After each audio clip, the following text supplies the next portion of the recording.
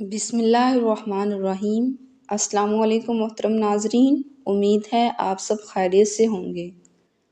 ناظرین، آج میں آپ کو ایک ایسا واقعہ سناتی ہوں جو ہمارے نبی محمد صلی اللہ علیہ وآلہ وسلم کی زندگی کا بہت ہی دردناک اور سبق بھرا قصہ ہے۔ یہ واقعہ ہے طائف کا، جب مکہ کے لوگوں نے اسلام کو قبول کرنے سے انکار کیا۔ انہوں نے نبی صلی اللہ علیہ وآلہ وسلم کا بہت مذاق اڑایا، تکلیف دی، تو نبی صلی اللہ علیہ وآلہ وسلم نے سوچا کہ شاید طائف کے لوگ اسلام کو قبول کر لیں گے۔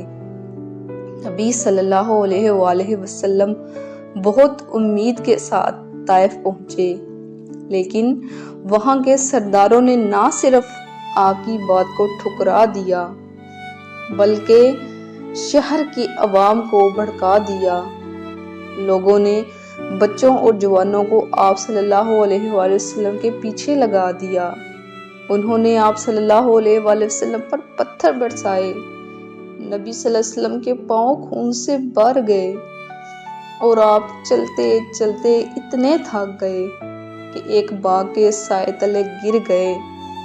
اس وقت آپ صلی اللہ علیہ وآلہ وسلم نے اپنے رب سے دعا کی، یا اللہ، میں اپنی کمزوری اور لوگوں کی بے عزتی تیرے سامنے عرض کرتا ہوں۔ اگر تو مجھ سے ناراض نہیں ہے تو مجھے کسی اور بات کی پرواہ نہیں۔ ناظرین، سوچئے، انسان ہوتا تو وہ بد دعا کرتا کہ اللہ ان ظالموں کو تباہ کر دے، لیکن ہمارے نبی صلی اللہ علیہ وآلہ وسلم نے کیا کیا؟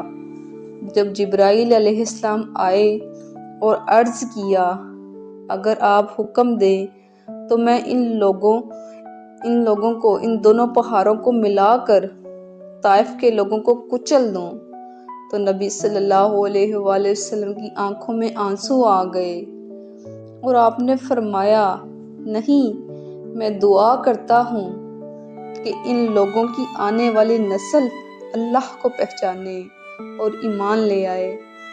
سبحان اللہ! یہ تھی ہمارے نبی صلی اللہ علیہ وآلہ وسلم کی رحمت اور ان کا صبر۔ آج ہمیں بھی یہی سبق لینا چاہیے کہ دشمنی کے بدلے میں محبت دینا، تکلیف کے بدلے میں صبر کرنا اور ہمیشہ اللہ کی رضا پر راضی رہنا ہی اصل اسلام ہے۔ اللہم صلی علی محمد صلی اللہ علیہ وآلہ وسلم۔ اگر آپ مزید ویڈیو دیکھنے کے خواہشمند ہیں تو کامنٹ میں اپنی رائے کا اظہار ضرور کیجیے کہ آپ کس ٹاپک پر ویڈیو دیکھنا پسند کریں گی۔ شکریہ۔